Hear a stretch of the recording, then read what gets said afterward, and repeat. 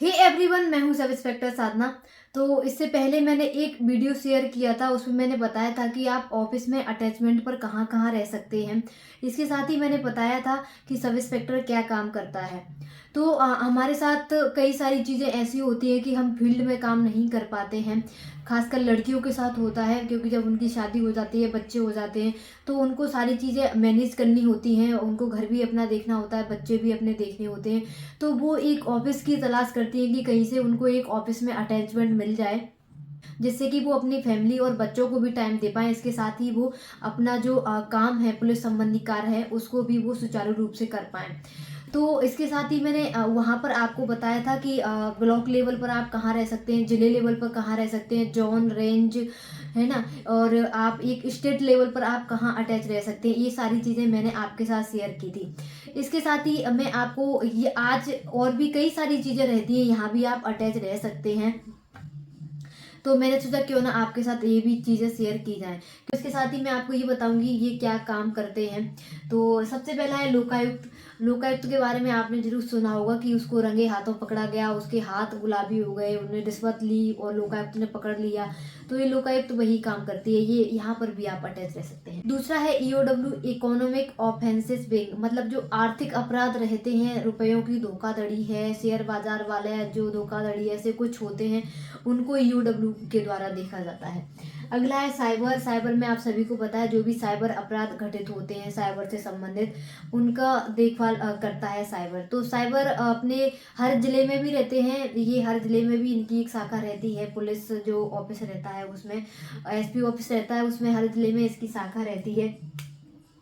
ठीक है, इसके साथ ही रहता है एक स्टेट साइबर, मतलब कि जो स्टेट लेवल पे काम करता है, वो उसमें भी आप अटैच रह सकते हैं स्टेट लेवल पे। जी, आपने देखा भी होगा ये जो आपका है ग्वालियर में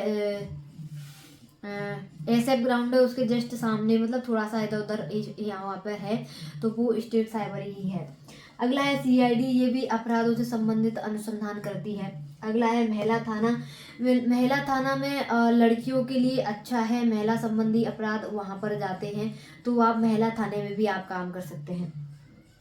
अगला है नारकोटिक्स, मतलब कि जो अफीम, चरस बरस ऐसी चीजें रहती हैं, उससे संबंधित ये नारकोटिक्स काम देखता है। अगला है रेलवे पुलिस, मतलब रेलवे से संबंधित जो अपराध घटित होते हैं उसमें भी आप जा सकते हैं रेलवे पुलिस में अपने यहाँ से।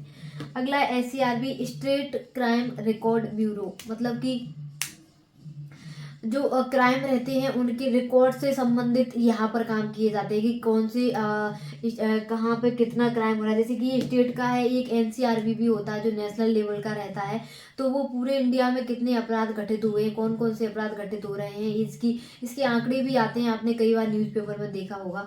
तो ये एससीआरबी है, स्टेट के लिए काम करते हैं। तो स्टेट में जितने भी आपके अपराध घटित हो रहे हैं उन सब की जानकारी इकट्ठा करना इसका काम है। अगला एटीएस, एंटी टेररिज्म स्क्वाड, जहाँ पर टेररिज्म है, नक्सलवाद टाइप का कुछ है, वहाँ पर ये एटीएस का गठन किया गया है। तो आप जैसे कि अपने यहाँ बालाघाट है और तुम्हारा मंडला है, ये सारी चीज़ों में जो है वहाँ पर एटीएस काम करती है, तो आप एटीएस में भी जा सकते हैं। अगला है एसआईवी, स्पेशल इन्वेस्टिगेशन ब्रांच से। अगला है एसबी, मतलब कि स्पेशल ब्रांच। स्पेशल ब्रांच जो रहता है उसमें जो खुफिया जानकारी रहती है वो आपको इकट्ठी करनी होती है। खुफिया जानकारी ये प्रत्येक जिले में भी रहता है, एसपी ऑफिस में प्रत्येक जिले में रहता है। ये एसपी ऑफिस में इसकी एक शाखा होती है स्पेशल ब्रांच की, तो वहाँ पर रहता है। और जो सब इंस्पेक्टर की जो भर्ती होती है वो भी सूबेदार, सब इंस्पेक्टर, प्लाटून कमांडर और स्पेशल ब्रांच, इनके लिए ही होती है। तो स्पेशल ब्रांच में सब इंस्पेक्टर भी भर्ती होते हैं जिनको वर्दी धारण नहीं करनी होती है और वो सिविल में रहते हैं और जनता के बिल्कुल बीच में जाकर के वो खुफिया जानकारी इकट्ठी करते हैं। जैसे कि कौन सी पॉलिटिकल पार्टी में क्या चल रहा है, उनका आगे वाला एजेंडा क्या है, वो क्या करने वाले हैं, कहाँ धरना होने वाला है, और भी कई सारी खुफिया जानकारी रहती हैं, तो उनको ये एकत्रित करते हैं। तो मेरा ये बताने का उद्देश्य ये था, क्योंकि खासकर लड़कियों के साथ ऐसा देखा जाता है कि लोग उनको पुलिस में जाने से पहले ही डिमोटिवेट कर देते हैं कि पुलिस की जो नौकरी है वो 24 घंटे की रहती है और ऐसे में लड़कियों के लिए सूटेबल नहीं है पुलिस की नौकरी, और लोग उनको सलाह देते हैं कि आप टीचर बन जाइए। तो आपको बिल्कुल भी अपने सपनों से समझौता करने की आवश्यकता नहीं है। ये लड़कियों के लिए नहीं, लड़कों के लिए भी बता रही हूँ, किसी को भी अपने सपनों से समझौता करने की आवश्यकता नहीं है।